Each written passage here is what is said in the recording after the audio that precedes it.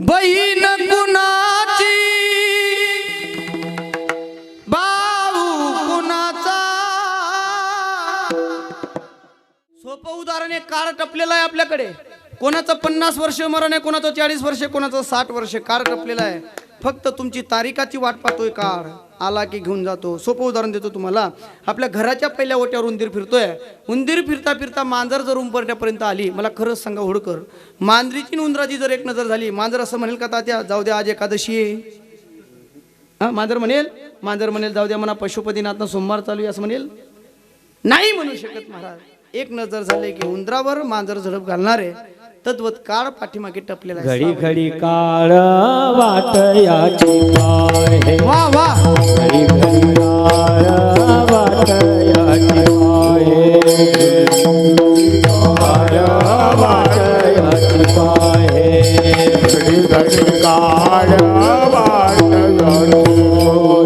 अजून किती आहे अवकाश, अजून किती आहे अवकाश.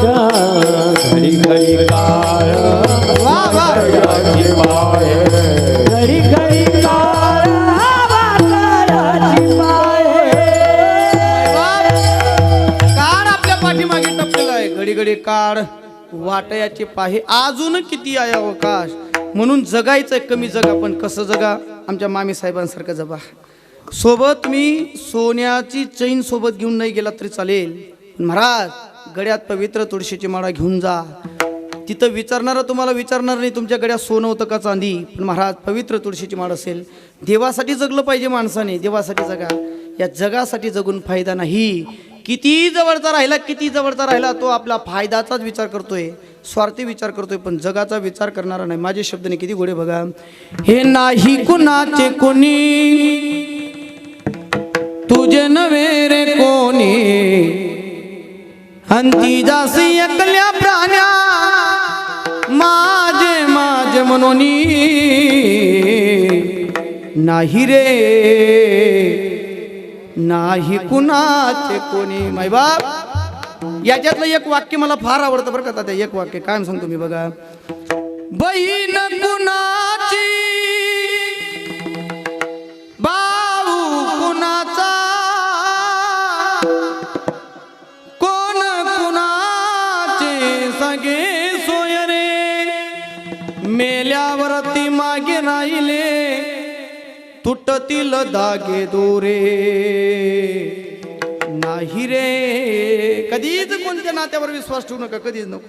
घनदारा पुत्र जन आहा वा.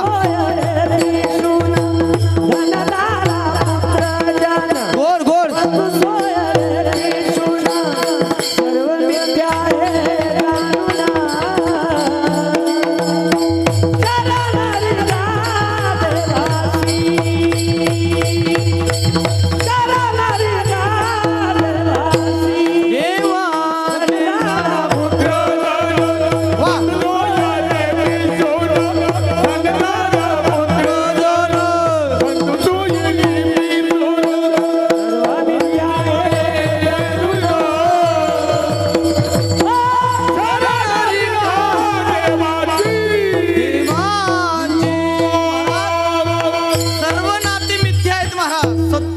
परमात्म्याचे चरण आहेत. भगवान परमात्मा आहे.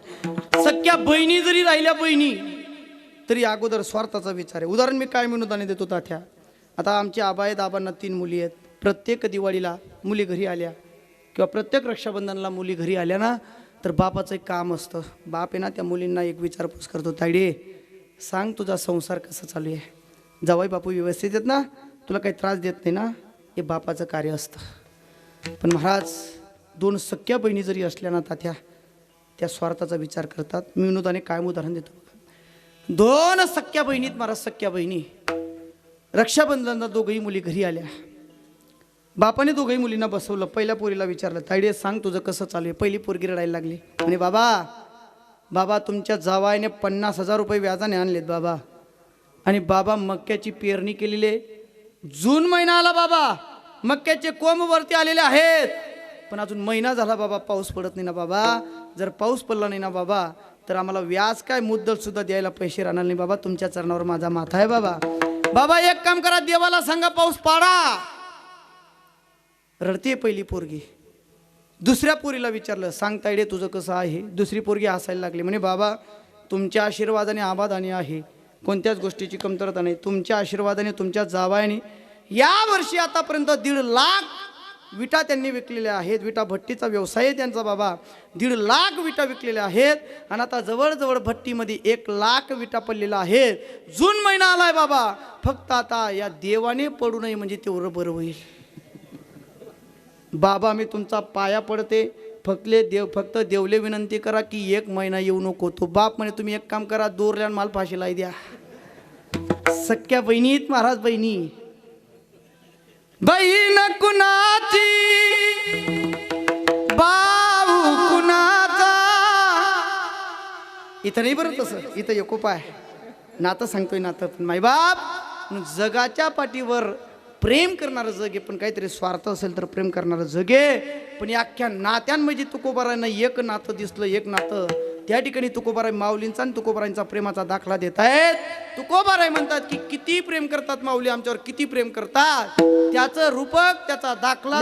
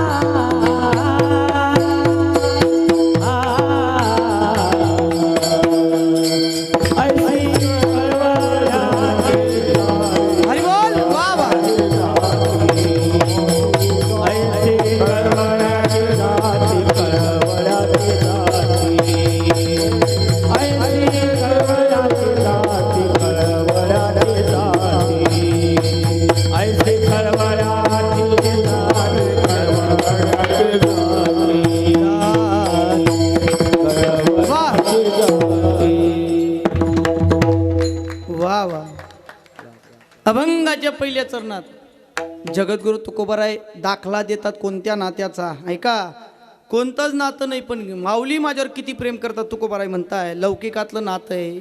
लेकुराचे हित वाहे माऊलीचे चित्त. किती प्रेम करते महाराज आई मुलावर, किती प्रेम करते सांगू. स्वतःचा जीवापेक्षा जास्त प्रेम जर तात्या कोण कोणावर करत असेल तर ती आई करते महाराज. आज आमच्या आबांकडे चांगलं घर असेल, पोरगा नोकरीला असेल, पण सुरुवातीला प्रत्येकाच्या आई वडिलांनी प्रत्येक मुलासाठी गरिबाच्या अवकाळा सण केलेला असतात. किती अवकाळा सण केलेला असतात. मी कायम माझ्या कीर्तनात सांगतो बघा, किती गोड शब्द म्हणतात ना. काय हे तडपत्या उन्हात अनरख रख त्या रानात राहिलीस तू माझ्यासाठी कष्टाच्या गामात. कधी मिळेल मुठीभर घास, कधी गणेन तुला उपवास.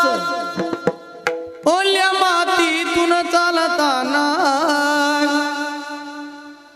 तुडविले काट्याचे फास. आई माझी मायेचा सागर दिला तिने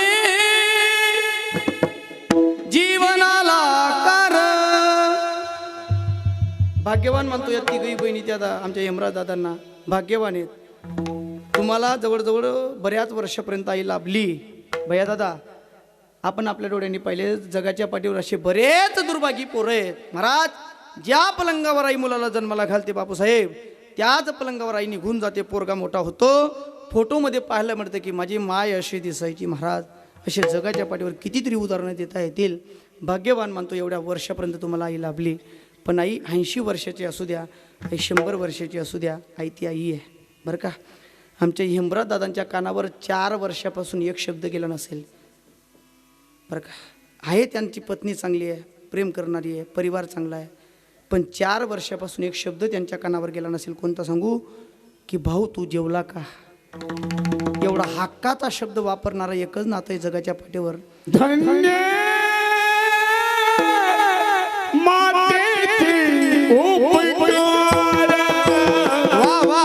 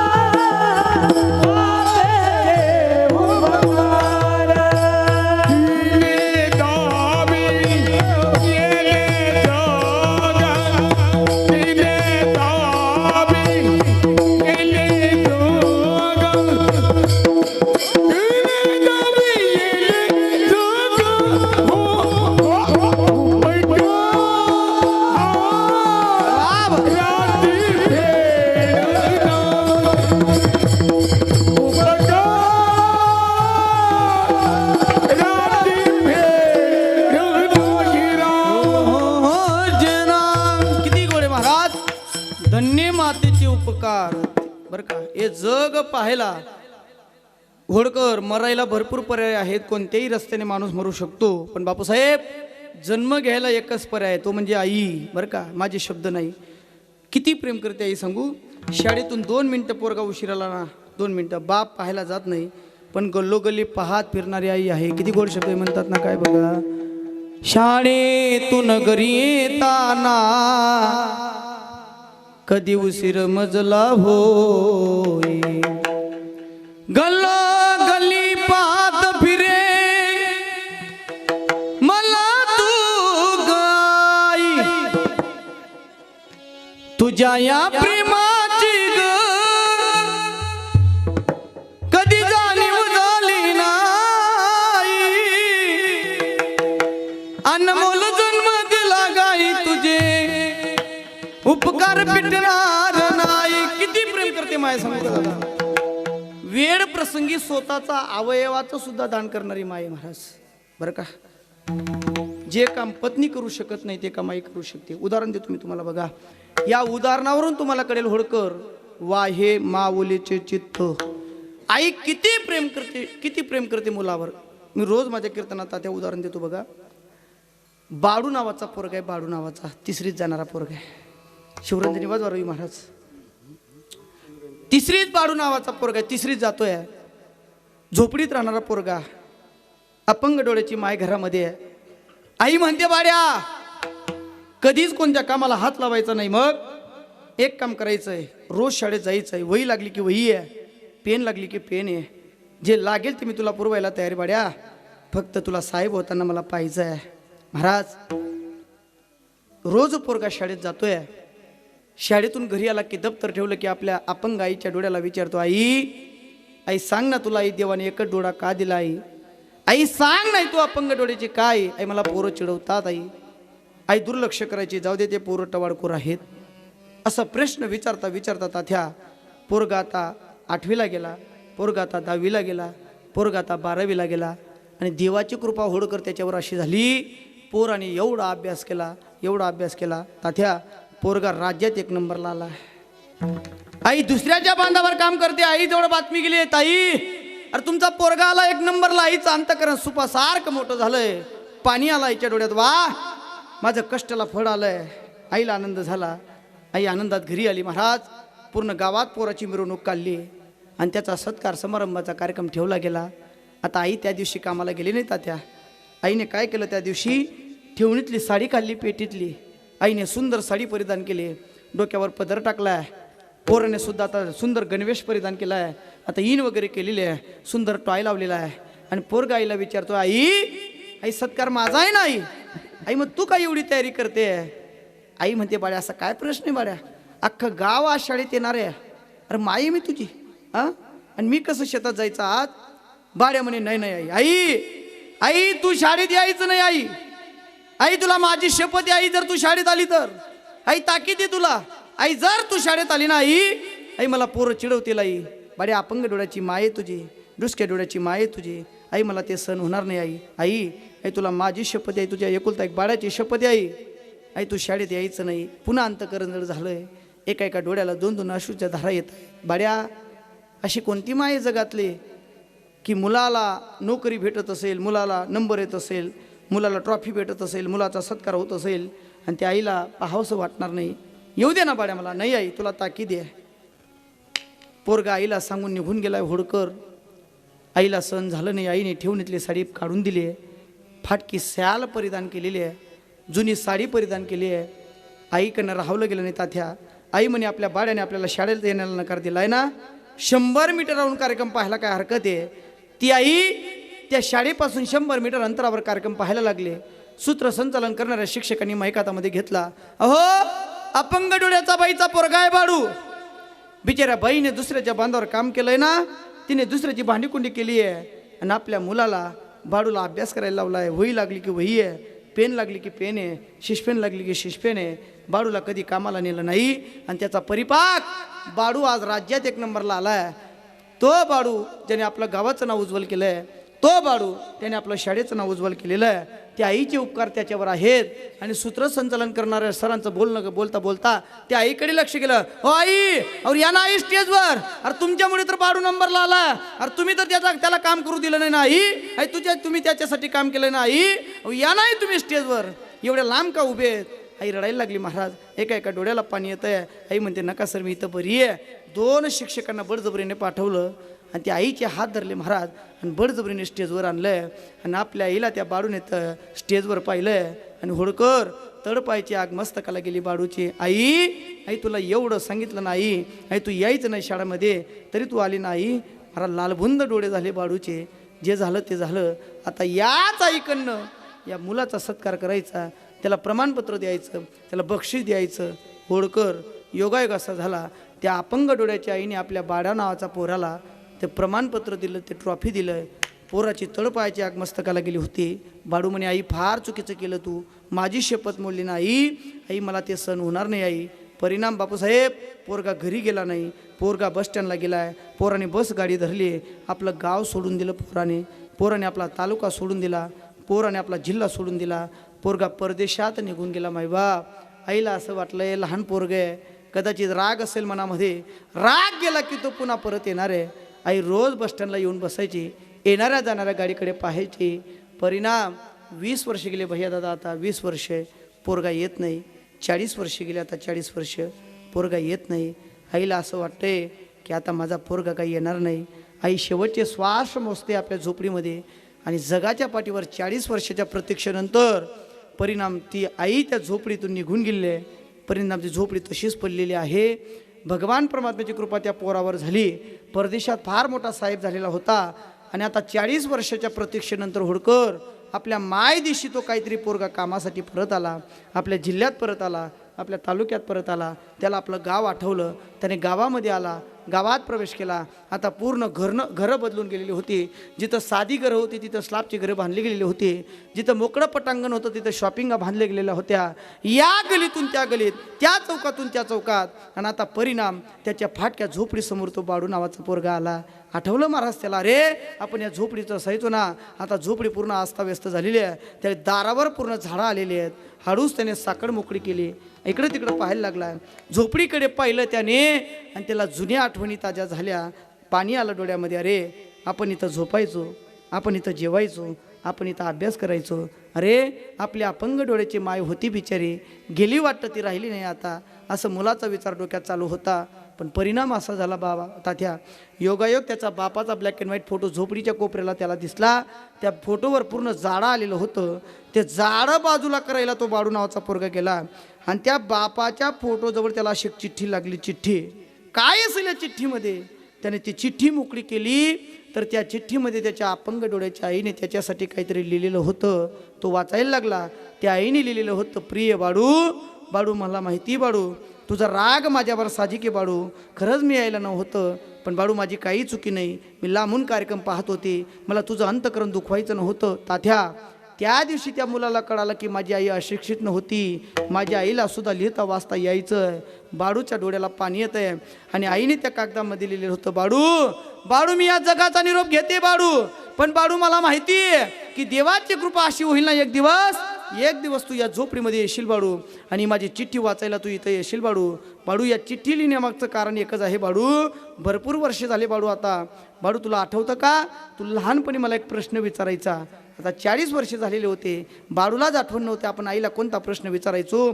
बाळू आता आतुरतेने वाचायला लागला. आईने लिहिलेलं होतं, बाळू ऐक, बाळू लहानपणी तुम्हाला प्रश्न विचारायचा, आई तू अपंग डोळ्याची का, आई तू डुसक्या डोळ्याची का, आई देवाने तुला एकच डोळा का दिला, त्याचं उत्तर या चिठ्ठीमध्ये लिहिलंय बाळू. बाळू आता आतुरतेने वाचायला लागला. अरे खरंच विचारायचो आपण आईला, आईने कधी सांगितलं नाही आपल्याला काय असेल त्याचं उत्तर, काय असेल हकीकत. आता बाळू आतुरतेने पत्र वाचायला लागलाय आणि आईने लिहिलेलं होतं, बाळू ऐक, मी जेव्हा माझ्या आई वडिलांच्या पोटी जन्म घेतला ना बाळू, तेव्हा देवाने मला सुंदर शरीर दिलेलं होतं बाळू, 2 डोळे दिलेले होते, 2 कान दिलेले होते, 1 नाक दिलेलं होतं बाळू. पण माझे आई वडील गरीब होते, तुझ्या बापाशी माझं लग्न करून दिलं. तुझा बाप व्यसन करणारा होता, तुझा बाप मला मारझोड करणारा होता, तुझ्या बापाशी लग्न झालं, तुझा बाप तुझ्या गर्भाचा अंश माझ्या पोटात ठेवून निघून गेलाय बाळू. आणि बाळू कोण होतं, मला आई वडील गेले, मला भाऊ नाही, तुझा बाप गेला, कोणी नाही जगामध्ये. मी तसंच शेतात कामाला जायची, तू गर्भामध्ये होता, 9 महिने 9 दिवस पूर्ण झाले बाळू. मी सरकारी दवाखान्यात तुला जन्माला घातलं. डॉक्टर धावत आले, आई आई आनंदाची बातमी, आई आई तुम्हाला पोरगा झाला. बाळू माझं अंतकरण सुपासारखं मोठं झालं. देवा गरज नाही आता देवा मला कोणाची, माझं एका डोळ्याचं साधन जन्माला आलेलं आहे बाळू. पण बाळू डॉक्टरांनी दुसरी बातमी मला दुःखाची दिली, आई आनंदाची बातमी तुम्हाला पोरगा झाला, पण दुःखाची बातमी अशी आहे, तुमच्या पोराचा कलर चांगला आहे, तुमच्या पोराला 2 कान देवाने दिलेले आहेत. नाही आई, फक्त तुमच्या पोराची दुःखाची बातमी अशी आहे, तुमचा पोरगा एकच डोळ्याने जग पाहू शकतोय, देवाने त्याला दुसरा डोळा दिला नाही. अंतकरण फाटलं बाळू माझं, मी सलाईन काढून फेकून दिला बाळू. मी त्या डॉक्टरांच्या पायाला लागले, डॉक्टर साहेब मी हाडाचं काढा रक्ताचं पाणी माझ्या पोरासाठी करायला तयार आहे, फक्त माझ्या मुलाला कोणी अपंग म्हणू नये, माझ्या पोराला कोणी डुसके डोळ्याचं म्हणू नये, माझ्या पोराने दोघही डोळ्याने जग पाहिलं पाहिजे, असं काहीतरी करा डॉक्टर साहेब. डॉक्टर म्हणाले, आई साहेब याच्यासाठी एकच पर्याय आहे, पोरगा आता लहान आहे, त्याचं डोळ्याचं आताच ऑपरेशन होऊ शकतं. आई त्याला कोणाचा तरी डोळा टाकता येऊ शकतो. कोण होतं बाळू माझ्याकडे, माय नाही, बाप नाही, तुझा बाप नाही, कोणी नाही जगामध्ये माझं. मी आता ठरवलं जगायचं मुलासाठी, मरायचं मुलासाठी. मी डॉक्टरांना रिक्वेस्ट केली, हात जोडले, डॉक्टर साहेब माझा डोळा चालेल का. आणि योगायोग असा झाला बाळू, आपला रक्त ग्रुप चेक केला गेला आणि योगायोगाने आपला रक्त ग्रुप एकच निघाला. मी मागचा पुढचा कोणता विचार केला नाही बाळू, माझा उजवा डोळा काढला आणि तो डॉक्टर साहेबांच्या हातात दिला ना बाळू, तेव्हापासून तुला 2 डोळे प्राप्त झाले आणि मी अपंग डोळ्याची झाली बाळू, मी अपंग डोळ्याची झाली बाळू. होडकर पाणी आलंय तुमच्या डोळ्याला, रडवण्यासाठी मला सांगायचं नाहीये, ती आई सांगतोय बघा तुम्हाला. आई वा हे माऊलीची चित्त सांगतोय तुम्हाला बघा. ती आई म्हणते, बाळ्या तुला मी डोळा दिलेला आणि मगच मी अपंग डोळ्याची झाली. बापू हकीकत खरी त्या पोराला कळाली. आता पोरगा गुडघे टेकून खाली बसलाय, पोराने चिठ्ठी तोंडाला लावलेली आहे, पोरगा आता रडायला लागलाय. आईकडनं माफी मागतोय, आई फार चूक झाली, आई खरं तुला सोडून जायला पाहिजे नव्हतं. आई अंत काढायला वेळेस तुला माझी गरज होती, माझी तुला गरज होती. नाही आई चुकलं माझं, आई ये ना मला भेटायला, आई ये ना तू परत. रडायला लागला पोरगा आणि आईला काय म्हणतो ऐका, ए ना माझी आई ग, ए ना माझी आई ग,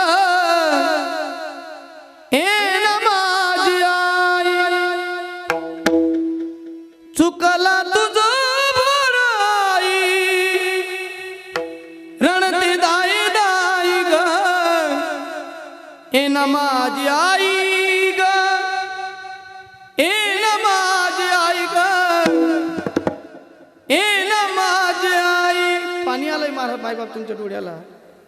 स्वतःचा अवयव दान करणारं व्यक्तिमत्व जर जगात कोण असेल ना बापू, आई पली कधी कोणी विचार करू शकत नाही. या जगाच्या पाठीवर स्वार्थ विचार करणारे लोक आहेत. पण आई नावाचा पात्र आहे. असं आहे, प्रत्येक नात्याची जागा प्रत्येक नातं घेऊ शकतोय, पण आई रूपी व्यक्तीचं नातं कधी कोणी घेऊ शकत नाही. 4 वर्ष झाले, 4 वर्ष या परिवारातली आई गेलेली आहे. त्या तिघही बहिणी जेव्हा दीपावलीच्या सणाला परत येत असतील ना, जेव्हा अक्षय तृतीयेला परत येत असतील ना, त्यांची आई ज्या पलंगावर बसायची, ज्या खुर्चीवर बसायची, ज्या ओट्यावर बसायची ना तात्या, तो ओटा, ती खुर्ची, जो पलंग त्या दिवशी त्यांना रिकामा दिसतो ना, आहे मला आबांसारखा बाप त्यांना लाभला आहे. आबा त्यांच्यावर प्रेम करतायत. 4 वर्षापासून आबाच त्यांचे वडील आहेत आणि आबाच त्यांची आई आहे. महाराज, असा बाप प्रत्येकाला लाभत नाही, पण असा बाप त्यांना लाभला आहे. कधीच आईची उणीव त्या परिवाराला भासू देत नाही आहे. पण महाराज, आई ज्या दिवशी पलंगावर दिसत नाही, आईची जाणीव झाल्याशिवाय राहत नाही. कारण असं म्हणतात, अख्खं जग जरी किती मोठं असलं ना मायबाप, पण या जगाच्या पाठीवर मोठं जर कोण असेल तर ती आई आहे. किती गोडे म्हणतात ना, काय सबसे बडी हे माँ, सबसे बड़ी हे माँ, सबसे बड़ी हे माँ,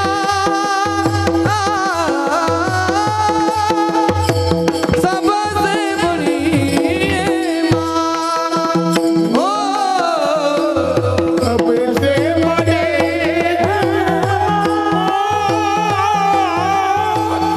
सबसे बड़ी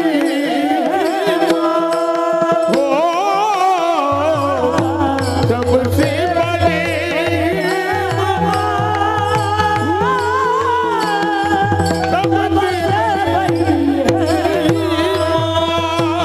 माँ से बढ़कर कोई नहीं रे, होती थी ये दुआ, होती थी ये दुआ,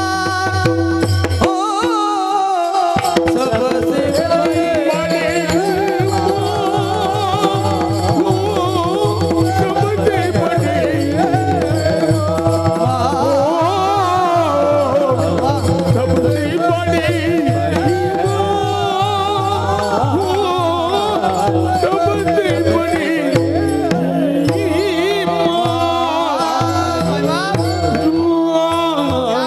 जग किती मोठं असलं ना होडकर, पण या जगाच्या पाठीवर मोठं कोण असेल तर ती माये. असं म्हणतात, अख्ख्या जगाचा चालक मालक परमात्मा जरी असला ना, आणि त्याच्याकडे जर आई नसली ना, त्याची अवस्था भिकाऱ्याप्रमाणे. पाठ आहे तुमचं सर्वांचं बघा.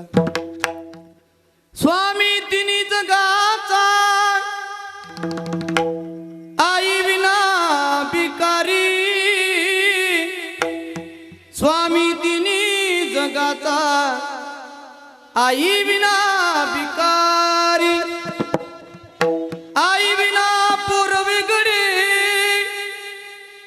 नाती तुटली फार, मावळला दार आईचा, मावळला दार. किती वेळ बोलू शकतो, पण वेळेचं बंधन आहे मायबाप. आई गेली आई, आणि तात्या, कोणत्याही नात्याची जागा कोणतंही नातं घेऊ शकतो, पण आईची जागा नाही. आई म्हणजे आत्या नाही, आई म्हणजे मावशी नाही, आई म्हणजे काकू नाही, आई म्हणजे मामी नाही, आई म्हणजे आई आहे. जीवनातली खरी माय गेली ना, त्या खरी बाया म्हणतात, महाराज गेली ना तुझी माय जवळ, आम्ही तुझ्या आई सारखे आहेत, पण आई बनवू शकत नाही मायबाप. किती गोड शब्द आहे, म्हणतात ना, काय बघा.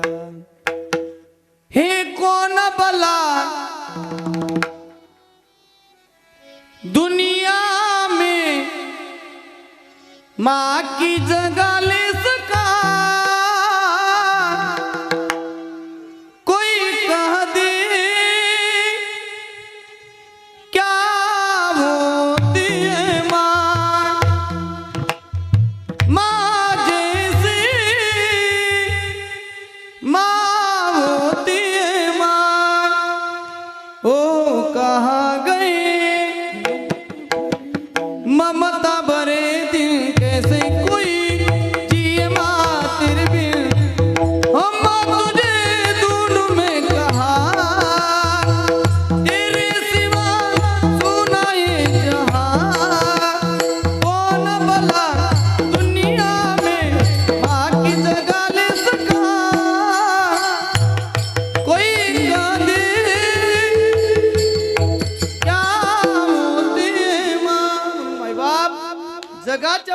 जगाच्या पाठीवर आई एवढं चित्ताचा विचार मुलाचा कधी कोणी करू शकत नाही, म्हणून अनेक नात्यांना सोडून दिलं तुकोबारायांनी आणि आई मुलाचा दाखला दिला. वाहे माऊलीचे चित्त विठोबा रखुमाये.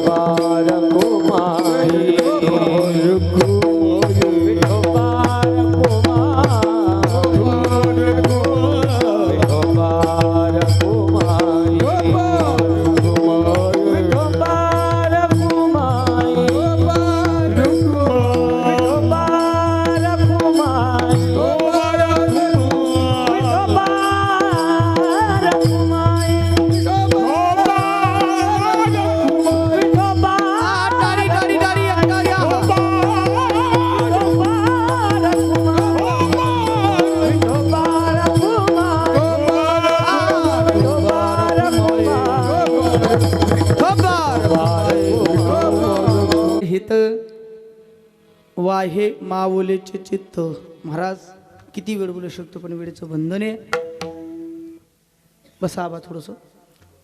मला सांगायचं आहे की बघा,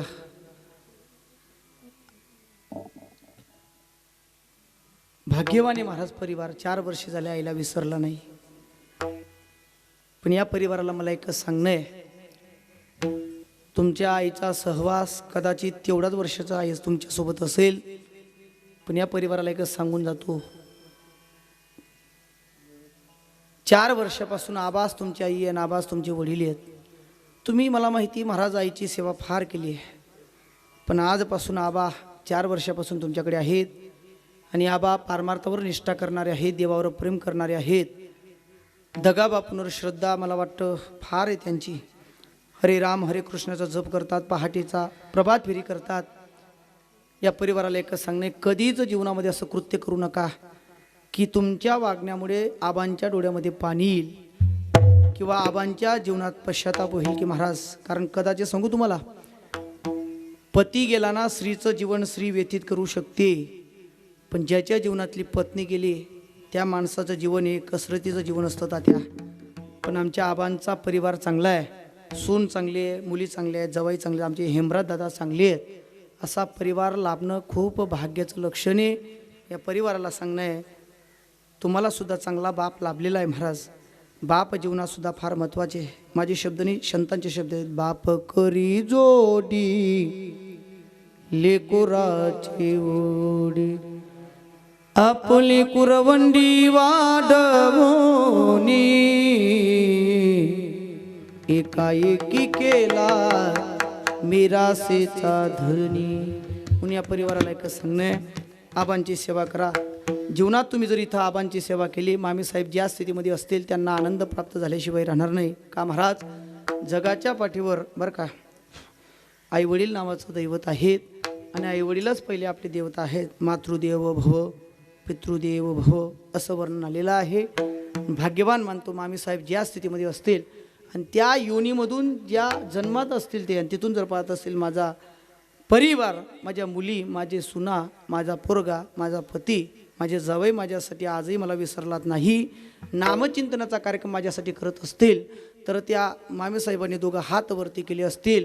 या परिवाराला, या मुलींना, सुनबाईला, मुलाला भरभरून आशीर्वाद दिले असतील. कर्मधर्म तुम्हा आसावे कल्याण, घ्या माझे वचन आशीर्वाद. तुका म्हणे पितृ आशीर्वाद देते, कल्याण इच्छिते सर्व काळ. म्हणून वेळेचं बंधन आहे. येतामती येता अवकाश. एक चरणाचा भावार्थ आपण पाहिलेला. वेळ आपली संकल्पित जवळजवळ संपली आहे. लांबून मंडळी या ठिकाणी आमच्या आबांवर प्रेम करणारी मला वाटतं बऱ्याच लांबची मंडळी या ठिकाणी आलेली आहेत बरं का. मग मला एकच सांगायचं आहे बघा महाराज, जगाच्या पाठीवर तुकोबाराय म्हणतायत की मुलाचा भार बरं का, मुलाचा भार आईवर असतोय. आजही मला वाटतं 2 मुली नोकरीला आहेत. ते ताई एक नसेल नोकरीला, आदरणीय आमचे हेमराज दादाही नोकरीला आहेत. पण महाराज कीर्तनात आई विषय आला की ते त्यांच्या डोळ्यात पाणी येतं. याचं कारण एकच आहे, आईसाठी पोरगी किती मोठी झाली, आईसाठी पोरगा किती मोठा झाला, पण आईसाठी पोरगी लहान असते का? त्या मुलाचा त्या मुलीचा भार त्या आईवर असतोय. तसे तुकोबाराय म्हणतात की बाबा विश्वमाऊली ज्ञानोबाराय आमची आई आहेत, आमचे संत आहेत. माझा भार जर कोणावर असेल तर ते माझ्या माऊलींवर आहे. हे तुकोबाराय अभंगाच्या शेवटच्या चरणात सांगतो. तुक म्हणे माझी, तुक म्हणे माझी, वा वा, तुक म्हणे माझी, तुक म्हणे माझी.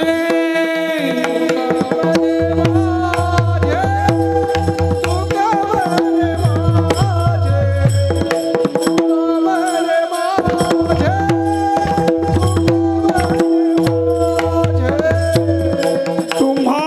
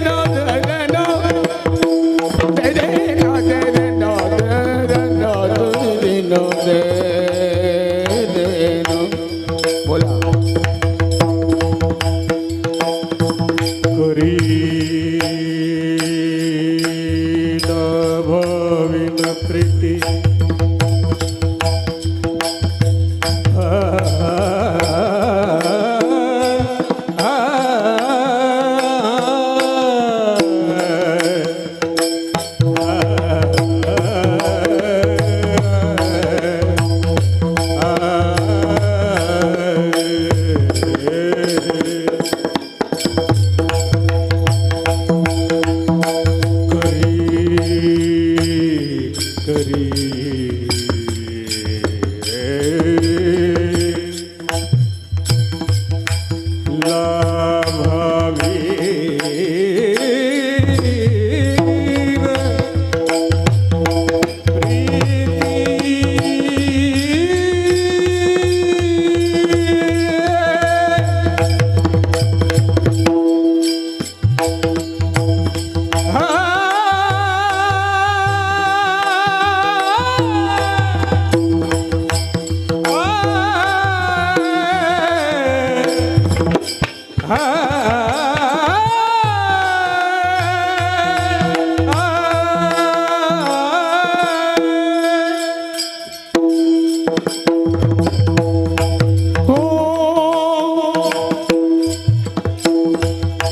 करिला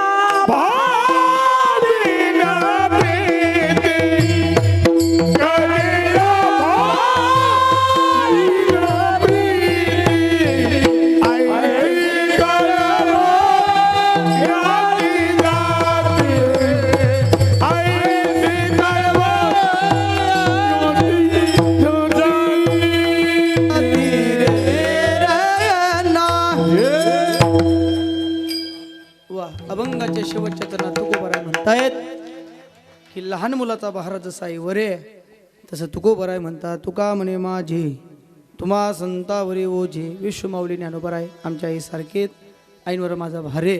किती वेळ बोलू शकतो पण वेळेचं बंधने. होडकर माझ्याकडे बघा, बोलू नका. तुम्ही त्याची वाटायला पाहिजे नको ते अजून बापू, कारण गाव मनाची पिणी उपडी जातील घर बरं का. माझ्याकडे बघा, आहेत ना आबा.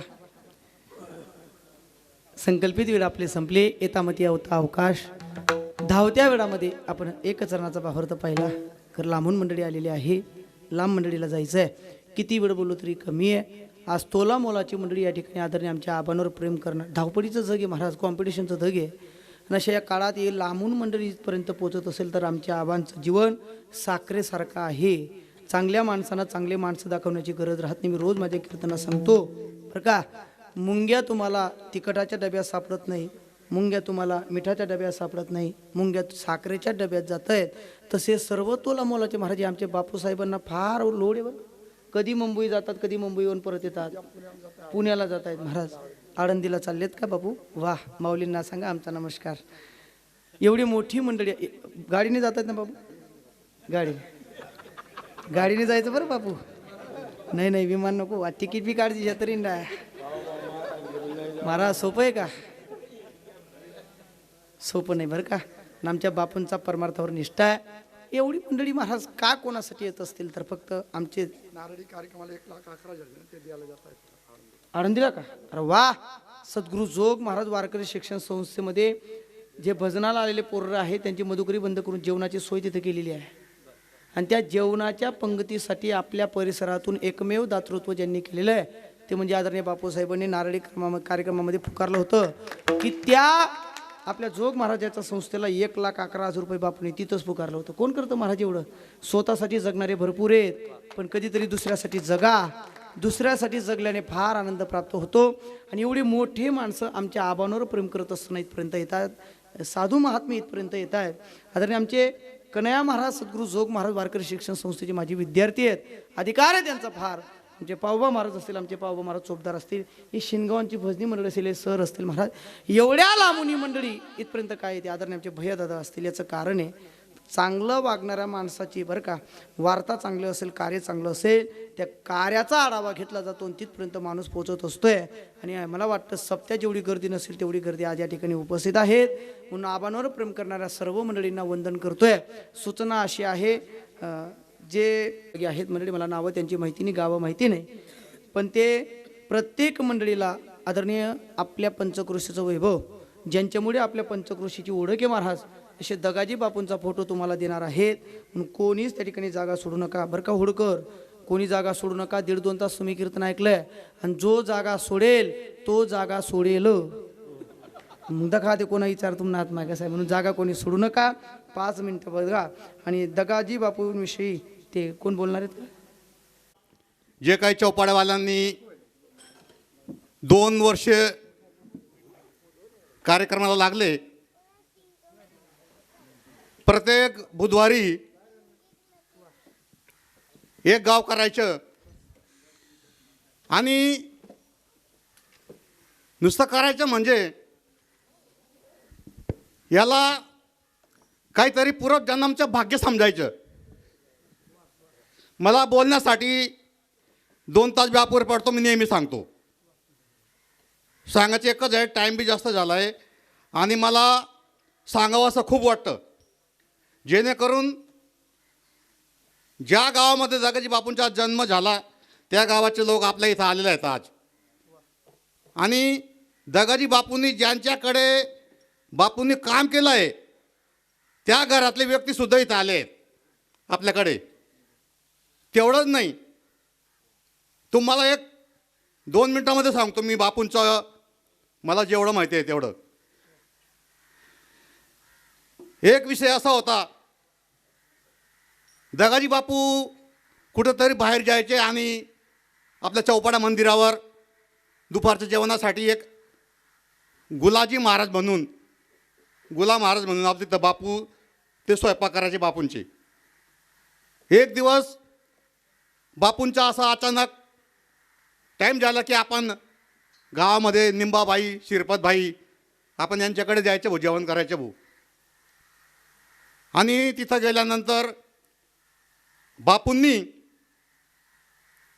10 वाजेचा टाईम होता, बापू बसले. अचानक एक साधू आला आणि ते साधू म्हणायचे की मला हरिद्वार जायचं आहे म्हणे, मला 100 रुपये पाहिजे म्हणे. आणि त्यावेळेस त्या निंबाबाई, श्रीपतभाई, हे निंबाबाई मोठे भाऊ ते घरी नव्हते आणि त्यांचे लहान भाऊ श्रीपत भाऊ म्हणून ते घरीच होते. मग त्या म्हणजे त्यावेळची गोष्ट 100 रुपये म्हणजे खूप काही होती. आजच्या म्हणजे ती गोष्ट म्हणजे 50,000च्या पुढं असायला पाहिजे. मग त्यावेळेस श्रीपत भाऊ आला, त्यांना वाटलं की आता महाराज आता आपल्या इथं आले, काहीतरी महाराजाला द्यायला काहीतरी आणलं, मला हे नाही पाहिजे म्हणे. आपण जसं खेड्यागावामध्ये ज्वार बाजरी काहीतरी आता मध्ये देतो तसं हे नाही पाहिजे, मला 100 रुपये पाहिजे म्हणे. मग ते जगाजी बापू तिथं बसले असताना श्रीपत भाऊला जगाजी बापूंनी सांगितलं की माझी जी झोली आहे ती झोली मंदिरावर घेऊन ये म्हणे. तिथं गुलाम महाराज म्हणून तिथं आहे, त्यांचं तिथून घेऊन ये म्हणे. श्रीपत भाऊ तिथं गेले. तिथं गेल्यानंतर त्यांनी बुवा की बापूंनी आपली जोडी मागितली आहे, ती जोडी घेतली. आणि त्यावेळच्या 35-40 वर्षाची गोष्ट आहे, तुम्हाला पुरावा येत आहे माझ्याकडे. मग ते झोली घेतली आणि तिथं बापूंचे साधारण असं त्यांचे काही वस्तू होते, बापूंचे माळा, डायरी वगैरे सकाळी. श्रीपत भावाला वाटलं की बापूकडे बापू पैशाला हात लावत नाही बापू तर, आणि एवढं इथं काय हो बरंच मोठं हे जणू असं बापून याच्या झोलीमध्ये. आणि सहज तिथं त्यांनी असं सोडून पाहिलं की किती पैसे आहे काय बुवा. तर त्यांनी ज्या वेळेस ती झोली सोडून पाहिली तर त्या झोलीमध्ये काहीच नव्हतं, फक्त डायरी आणि ते माळा वगैरे असंच होतं. ती तसंच डायरी घेऊन ते घरी आले. घरी आल्यानंतर ती झोली बापूंकडे त्या श्रीपत भाऊने दिली. आणि श्रीपत भाऊने तिथं बापूने थोडासा बारीक याच्यामध्ये हसून थोडंसं म्हणजे समजून गेलं, ते महान संत होते की बुवा तू झोली सोडली, असं बापूच्या याच्यामध्ये होतं ती. आणि श्रीपत भाऊला समजून गेलं की बापूने ओळखलं बा आपण जोडी उघडली म्हणून. मग तेवढ्यात श्रीपत भाऊला सांगितलं तू पाणी घेऊन ये म्हणे. आता श्रीपत भाऊचं घर लांबाच्या एवढं घर, ते काय पटेल लोकांचं घर का असं व्यवस्था असं नाही राहत आपल्या घरीच निघत. अवमेर ते तोमेर चले जाऊ 1.5 किलोमीटर. मग तिथं गेल्यानंतर तर श्रीपत भाऊ पाणी आणतो, तोपर्यंत बापूनी तो महाराजला कारभार करीन मोकळा कर दिला. तर महाराज निघी घ्यात, पैसा दिला बापूनी. मग तिकडनं आल्यानंतर ते श्रीपत भाऊ पाहायची तिथं की महाराज कुठे गेले बुवा. मग ज्या वेळेस तांबे गलास पाहून तो श्रीपत भाऊ पुरं गाव फिरून स्टँडपर्यंत गेला, परंतु संत भेटले नाही. कारण की असं जे महान संत आहेत, ज्या घरामध्ये बापूंची ही जी कहाणी आहे, हे त्या घरामधलं आहे. तर ते योगेश भाऊ म्हणून ते बसले, ते उभा राहा एक मिनिट पावत्यानं. हे आपलं सुद्धा भाग्य समजायचं की आपल्या परिसरामध्ये आपल्या महान संतांच्या याच्या त्या परिवारामधलं, जसं आत्ता चालूमध्ये सकाराम महाराज आपले अंबळनेरकर यांच्यावी 11वी गादीमधले जे काही महापुरुष होते प्रसादजी महाराज यांचे कीर्तन आपल्या इथं कोपरलेलं होतं. त्या पद्धतीने आपले जे काही दगाजी पहिलीच गादीमधले संत आणि बापूंची मी तुम्हाला सांगितलं अगोदर मी बरंच 108 गावामध्ये मला हे चौपाडाला सांगायचे मला धनराज भाऊ तथा लांडगाव तात बरं तथा अशोध बरं एकला नका जाव बरं मी गंजास कालपात करू गावमा बी यार भाऊ येत जावर भाऊ सकाळ जावर भाऊ. पण ते कसं आहे शेवट मला जे मन होतं मला करणंच होतं. कारण की आजचा दिवस सकाळी उगेल याच्या शक्य नव्हतं. कारण की आपण एवढं भाग्यशाली येतच की आपला परिसर माझा महान संत आपलं दर्शन होत आपलं महान संत रामनाम जप होतच.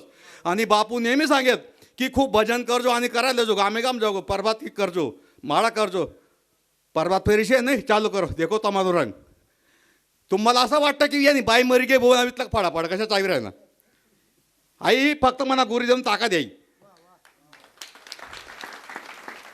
नुसती ताकदच नाही आहे घरमा वातावरण समायनी बाहेर जाणं तर ते लागू पडत नाही तर घरमा बी दातीन बाहेर बी दातीन हा त्याला काय हल्लो नाही. मी ज्यावेळेस 108 गावले बजाज त्यावेळेस माझे नातू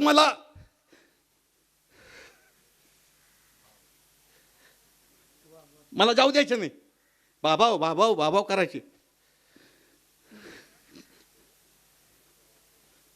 पण माझी सूनबाई बी सांगायची बाबा तुम्ही जावा मी देखील सांभाळलं सुटेल तुम्ही जावा. कारण की सूनबाई नाही ती तिला लग्नाच्या अगोदर ज्या वेळेस पाहायला गेलो त्यावेळेस सांगून दिलं होतं तुझ्याशी आमच्या घरामध्ये तू आली नाही आली आणि आली बी तर तू माझी सूनबाई नाही 4 नंबरची पोरगीच म्हणून तुला माझ्या घरात राहशील तू. केव्हा बी विचारा तुम्ही अर्धरात्री विचारा आपले संस्कार चांगले असले आपले विचार चांगले असले आपलं कधी घरामध्ये चांगलं असलं ना तुम्ही कुठेही पहाडमध्ये जा तुम्हाला काही होणार नाही. मी तर चॅलेंज देऊन बात करतो बापूंच्या आशीर्वादाने 108 गावपर्यंत 20-22 गाव राहायचे तर म्हणा. कारण की अडचणी असतात काही सुरुवातीला 8, 5, 7, 7, 8 गावं काही होते मला माहीत नव्हते. बाकीची सुरुवात केलं काहीच्या काही वरून पाणी यायच्या तरी या मंडळींनी त्यांचे संकल्प सोडला नाही. वरून असं पाणी बारा चाला मी स्वतः पाण्यामध्ये असं आनंद लुटायचो बापूंच्या कार्यामध्ये. पण कुठंच कार्य थकलं नाही कुठंच कार्य कमी पडलं नाही कुठंच काही नाही. आणि त्यांनी अभिसंकल्प केला आहे मी कडकडीने सांगायचो प्रत्येकाला की तुम्ही चौपाड्यासाठी एक दिवस या एक दिवस. मी माझ्या एवढा आज 62-63 मध्ये मी आजपर्यंत मी चौपाड्याला मी सांगतो मी जी काही तुम्ही आनंद मंगलाने 108 गावांच्या कार्यक्रमाला जो काही आनंद लुटला जो काही एवढं पुण्यवान गावामध्ये हे केलं तर तसं कार्यक्रम तेवढी गर्दी मी अजून पाहिली नव्हती.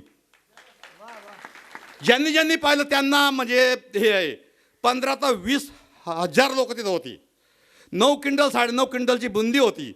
अहो बापूंच्या तेवढंच नाही बापूंच्या एका तगारीमध्ये 1-2 किलो गोड्या राहायच्या ना त्या तुम्ही किती पब्लिक होते सरायचे नाही. ती तुम्हाला असं नाही वाटतं हा काय पण कुठं पण असं नाही. मी त्या गावांच्या बापूंच्या गावांच्या लोकांसमोर बोलतोय मी आणि ते बी असं नाही मी चॅलेंज देऊन बोलतो. मी इथं आपल्या इथं काय 200-500 लोक आहेत मी 1000-1000 लोकांना बोलतो मी जे आहे तेच बोलतो असं बी नाही.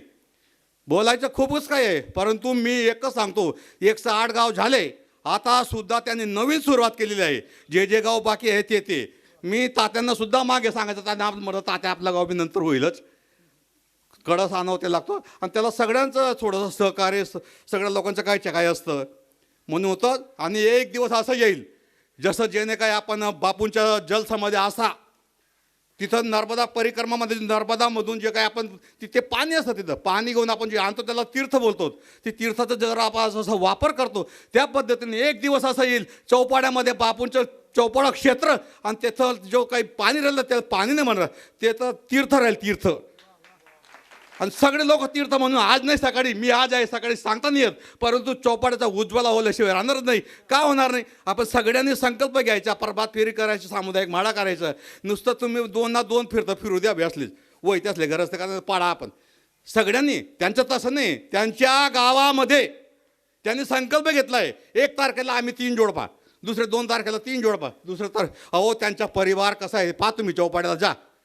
ते एवढे श्रीमंत आहे ना आता तुम्हाला मी सांगू नाही शकत बाकीच्या गोष्टी 40-40, 50-50 लाखाचा त्यांच्याकडे एक यांच्याकडे एवढे श्रीमंत आहेत ते. आणि ते सामुदायिक माळासाठी मंदिरासाठी ते असं स्टाईल फरशी पुसतात आहे आपण किच गली में गलबाला आहे एवढी बापूंची ताकद आहे. अहो पैशांना जाऊ द्या बापूंचं काम करा तुम्हाला काहीच कमी पडणार नाही.